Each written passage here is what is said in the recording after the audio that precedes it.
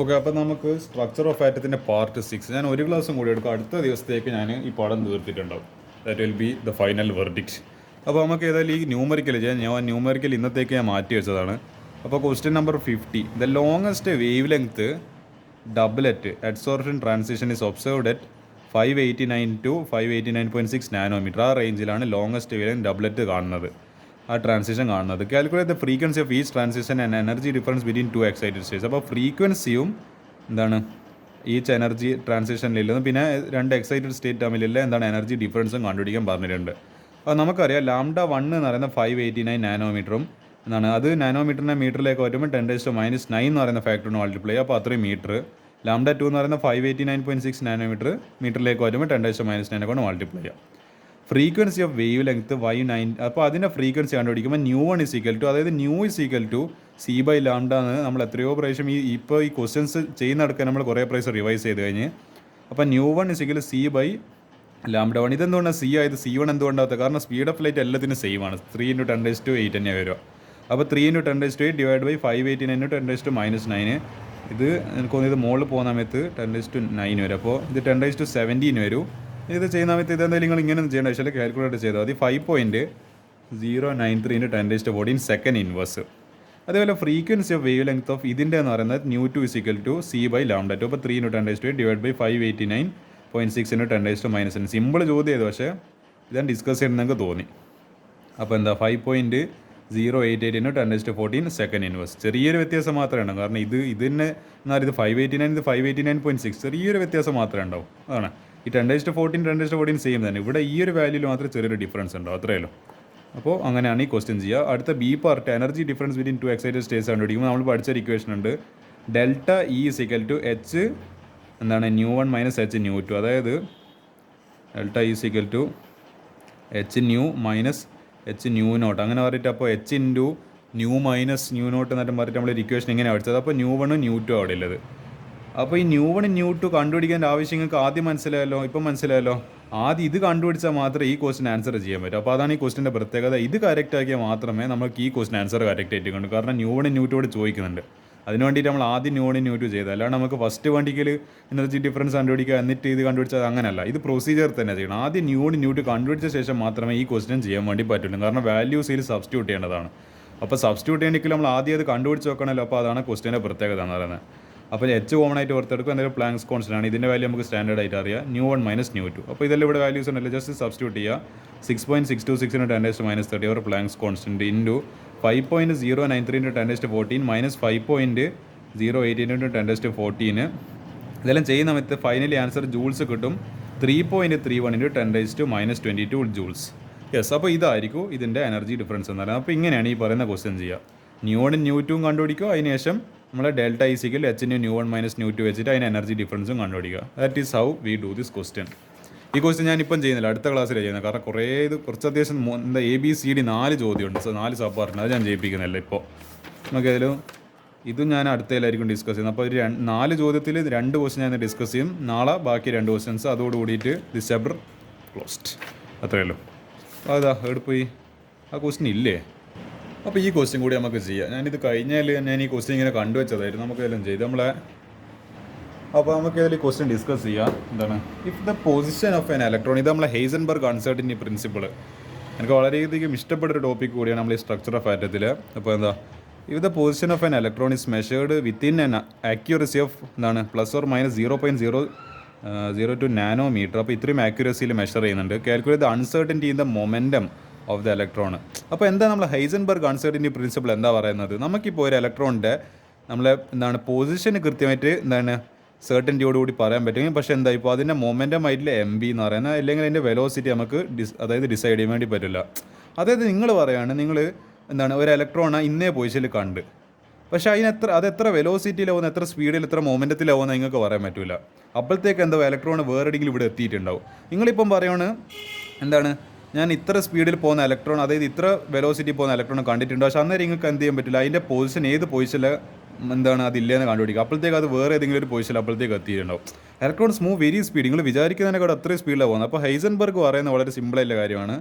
At simultaneously we cannot determine position and ഈ പറഞ്ഞ velocity അല്ലെ മൊമെൻറ്റം ഓഫ് എൻ ഇലക്ട്രോൺ ആക്യുററ്റ്ലി എന്താണ് നമ്മുടെ പൊസിഷന് സേർട്ടൻ ആണെങ്കിൽ വെലോസിറ്റി അൺസേർട്ടൻ ആയി ഇപ്പോൾ അല്ല മൊമെൻറ്റം അൺസേർട്ടൻ ആവും മൊമെൻറ്റം സേർട്ടൻറ്റിയോട് കൂടിയിട്ട് ആക്യുറസിയോട് കൂടി പറയുമ്പോൾ മാറ്റേ നമ്മളെ പൊസിഷന് അൺസേർട്ടൻ ആയി പോകും. അപ്പോൾ അതാണ് ഹൈസൻബർഗ് അൺസേർട്ടൻറ്റി പ്രിൻസിപ്പിൾ എന്ന് പറയുന്നത്. ഇത് എന്താണ് ഈ പറയുന്ന ഇന്നത്തെ മോഡേൺ കെമിസ്ട്രിയിൽ ഏറ്റവും കാതലായ പ്രിൻസിപ്പിൾസ്, അതായത് അതിലേക്ക് മോഡേൺ കെമിസ്ട്രിയിലേക്ക് നയിച്ച വളരെ കാതലായ ഒരു പ്രിൻസിപ്പിൾ, അതിലേക്കുള്ള ഡെവലപ്മെൻറ്റ് കൂടിയാണ് ഹൈസൻബർഗ് അൺസേർട്ടൻറ്റി പ്രിൻസിപ്പിൾ. അപ്പോൾ ഇനി എന്താണ് കെമിസ്ട്രിയിൽ വലിയൊരു കോൺട്രിബ്യൂഷൻ ഉണ്ട് ഈ ഒരു പറയുന്ന പ്രിൻസിപ്പിളിന്. നമുക്ക് അതിൽ നോക്കാം.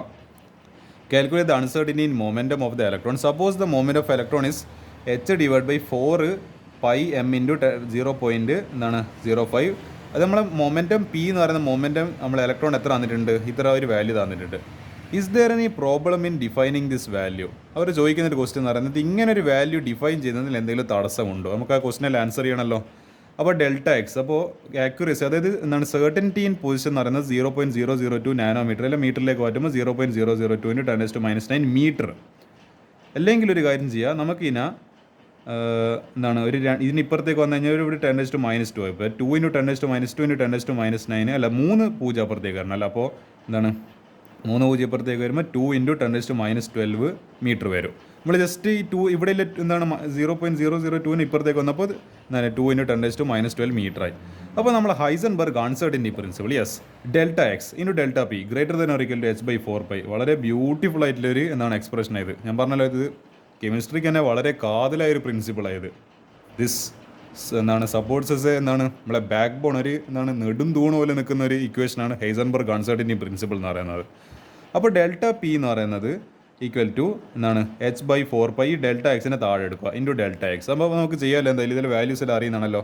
എച്ച് എന്ന് പറയുമ്പോൾ Planck's constant 6.626 × 10⁻34 divide by 4 into pi എന്ന് പറയുമ്പോൾ 3.14. പിന്നെ നമ്മൾ ഡെൽറ്റ എക്സ് ഇപ്പം കണ്ടുപിടിച്ചിട്ടുണ്ടല്ലോ 2 × 10⁻12 മീറ്റർ. ഇത് ചെയ്യുന്ന സമയത്ത് നമുക്ക് answer 2.638 × 10⁻³ kilogram metre per second. അതാണല്ലോ നമ്മളെ മൊമെൻറ്റത്തിൻ്റെ യൂണിറ്റ്. ഇങ്ങനെ ഒരു വാല്യൂ ഇട്ട് കാൽക്കുലേറ്ററിൽ അടിച്ചാൽ മതി. ആക്ച്വൽ മൂവ്മെൻറ്റ് എന്ന് പറഞ്ഞിട്ട് ഇവിടെ തന്നിട്ടുണ്ട്. ഇതാ ആക്ച്വൽ മൂവ്മെൻറ്റ് എത്രയാണ് നമുക്ക് കണ്ടുപിടിക്കുന്നത്. ഇതെല്ലാം നമുക്ക് അറിയുന്ന, ഇതിപ്പോൾ പ്ലാങ്ക്സ് കോൺസ്റ്റൻറ്റ് പിന്നെ പൈൻ്റെ വാല്യൂ നമുക്കറിയാം. അപ്പോൾ അതെല്ലാം നമ്മൾ ജസ്റ്റ് കണ്ടുപിടിച്ചാൽ അത് ആക്ച്വൽ മൂവ്മെൻറ്റ് ക്വസ്റ്റ്യനിൽ തന്നിട്ടുണ്ട്. ഇലക്ട്രോണിൻ്റെത് h/4π × 0.05 എന്താണ് ന്യൂട്ടൺ മീറ്റർ. അപ്പോൾ നമുക്ക് വാല്യൂ കണ്ടുപിടിക്കാം. 6.626 × 10⁻34 ഡിവൈഡഡ് ബൈ 4 ഇൻറ്റു 4 പൈ എന്ന് പറയുമ്പോൾ 3.14 ഇൻറ്റു 0.05 × 10⁻². ഇതെല്ലാം ഇത് ആക്ച്വലി ഇവിടെ തന്നതാണ്, അത് അവിടെ ജസ്റ്റ് എഴുതുന്നതാണല്ലോ. ഇത് കാൽക്കുലേറ്റ് ചെയ്യാൻ നമ്മൾ ഇത് 1.055 × 10⁻24. എടോ ഇത് തമ്മിൽ എന്താ വലിയ വ്യത്യാസമല്ലേ? ഇത് 10⁻24 ആണ്, ഇത് 23 ആണ്, ഇത് 10⁻24. ഇത് 2 ആണ്, ഇത് ഓൾമോസ്റ്റ് ഒരു 3ൻ്റെ അടുത്താണ്, ഇത് ഓൾമോസ്റ്റ് എന്താണ് ഒരു 1ൻ്റെ അടുത്താണ്. വലിയ ഡിഫറൻസ്. അപ്പോൾ ഞാൻ ആക്ച്വലി ഈ ക്വസ്റ്റ്യൻ കൊണ്ട് ഞാൻ നിങ്ങളെ പറഞ്ഞു വരുന്ന ഉദ്ദേശിക്കുന്നത് ഇതാണ്. നമ്മൾ വളരെ ആക്യുറസിയോട് കൂടിയിട്ട് പൊസിഷൻ കണ്ടുപിടിച്ച്, അപ്പോൾ നമ്മൾ വിചാരിച്ച പൊസിഷൻ കിട്ടിയാൽ തന്നെ നമുക്ക് ഇത് വെച്ചിട്ട് ആക്യുറേറ്റ് ആയിട്ട് എന്താ പറയുക മൊമെൻറ്റം കിട്ടുമായിരിക്കും. പക്ഷേ നമ്മൾ ഈ കണ്ടുപിടിച്ച മൊമെൻറ്റവും ഇപ്പോൾ ഇലക്ട്രോണിനെ മെഷർ ചെയ്തപ്പോൾ ആക്ച്വൽ മൊമെൻറ്റ് തമ്മിൽ എത്ര വ്യത്യാസമുണ്ട്. അപ്പോൾ ദാറ്റ് ഈസ് എന്താണ് the concept, that is the importance of Heisenberg uncertainty principle. ഈ ഡിഫറൻസ് നിങ്ങൾക്ക് ഇവിടെ വളരെ വ്യക്തമായിട്ട് കാണാൻ പറ്റും. 3ഉം 1ഉം തമ്മിൽ ക്ലിയർലി ഒരു 2 എന്ന് പറയുന്ന ടേമിൻ്റെ 2 എന്ന് പറയുന്ന ഫാക്ടറിൻ്റെ ക്ലിയർ കട്ട് ഡിഫറൻസ് ഉണ്ട്. 1ൽ 2 ആഡ് ചെയ്ത് കഴിഞ്ഞാൽ 3 കിട്ടും. അപ്പോൾ ആലോചിച്ച് നോക്ക്, ആക്ച്വൽ മൊമെൻറ്റ് എന്ന് പറയുന്നത് 1.055 ആണ് ആക്ച്വലി.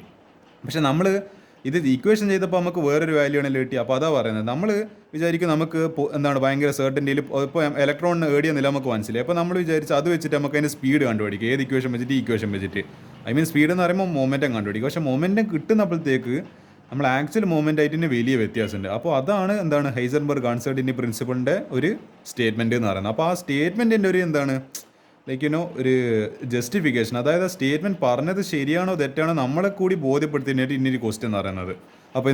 അപ്പോൾ ഈ പറയുന്ന value, this value cannot be defined as the actual value of momentum is smaller than the uncertainty. അപ്പോൾ ഈ ഡെൽറ്റ പി എന്ന് പറയുന്ന അൺസർട്ടൻറ്റിയാണ്. അപ്പോൾ ഈ പറയുന്ന വാല്യൂ ഈ വാല്യൂയിട്ട് നല്ല വ്യത്യാസമില്ല. നമുക്ക് ഈ പറയുന്ന വാല്യൂ ഡിഫൈൻ ചെയ്യാം. ഇത് ആക്ച്വലി നമുക്ക് ഡിഫൈൻ ചെയ്യാൻ വേണ്ടി പറ്റൂല. അപ്പോൾ കാരണം ഇത് രണ്ടും തമ്മിൽ നല്ല വ്യത്യാസമുണ്ട്. അപ്പോൾ ഇതാണ് ഈ ക്വസ്റ്റ്യൻ ആൻസർ എന്ന് പറയുന്നത്. സിമ്പിളായിരുന്നു, പക്ഷേങ്കിൽ I just wanted to tell you how important this Heisenberg uncertainty principle. അത് ഞാൻ വെറുതെ സ്റ്റേറ്റ്മെൻ്റ് ആയിട്ട് ഇലക്ട്രോണിൻ്റെ പൊസിഷൻ കണ്ടുപിടിക്കാൻ പറ്റുമെങ്കിൽ മൊമെൻറ്റം കണ്ടുപിടിക്കാൻ വെറുതെ സ്റ്റേറ്റ്മെൻ്റ് അല്ല ഞാൻ പറഞ്ഞത്. ഞാൻ വിത്ത് പ്രൂഫ്, ന്യൂമറിക്കൽ പ്രൂഫ് വെച്ചിട്ട്, അതായത് നമ്പർ വെച്ചിട്ട് ഞാൻ പ്രൂവ് ചെയ്ത് കാണിച്ചു തന്നെ. എന്താണ് അതിൻ്റെ പ്രശ്നം എന്ന് വെച്ചാൽ ആ സ്റ്റേറ്റ്മെൻ്റ് ഒരു ജസ്റ്റിഫിക്കേഷൻ, ന്യായീകരണം എന്ന് പറയും. ഈ ഒരു ഹെയ്സൻബർഗ് അൺസർട്ടിനിറ്റി പ്രിൻസിപ്പിൾ ഉണ്ട്. അപ്പോൾ ഞാൻ ന്യൂമറിക്കൽ വെച്ചിട്ട് തന്നെ നമ്പർ വാല്യൂ വെച്ചിട്ട് തന്നെ എവിഡൻസ് ആയിട്ട് നിങ്ങൾക്ക് അത് കാണിച്ചു തന്നിട്ടുണ്ട്. അപ്പോൾ എന്ത് ഈ ക്വസ്റ്റിനും കൂടി പ്രാക്ടീസ് ചെയ്യുക. ഇനി 2 ക്വസ്റ്റ്യൻ കൂടി നമ്മൾ ഏതിലുണ്ട്, നമ്മുടെ ഈ സ്ട്രക്ചർ ഓഫ് ആറ്റത്തിലുണ്ട്. ഞാൻ കാണിച്ചില്ല ഏതെല്ലാം ക്വസ്റ്റ്യൻസ് ഒന്നുമില്ല. അപ്പോൾ അതും കൂടി ഡിസ്കസ് ചെയ്തിട്ട് നമുക്ക് എന്ത് ചെയ്യുക, ഈ ചാപ്റ്ററിനെ അങ്ങ് ക്ലോസ് ചെയ്തില്ല. കുറേ കാലമായി നമ്മൾ ഈ ചാപ്റ്ററിൽ ഒരു ഓൾമോസ്റ്റ് ഒരു ആഴ്ച ഈ ചാപ്റ്ററിനെ കൊണ്ട് ഇങ്ങനെ നടക്കുന്നത്. ഏതായാലും എന്താണ് ഈ ചാപ്റ്ററിനോട് ഏതായാലും ഗുഡ് ബൈ പറയേണ്ട ടൈം ഏകദേശം എത്തിയിട്ടുണ്ട്. നാളെയും കൂടി ആവട്ടെ നമുക്ക് ഈ ചാപ്റ്ററിനോട് അങ്ങ് ടാറ്റ ബൈ ബൈ എന്ന് പറയാം.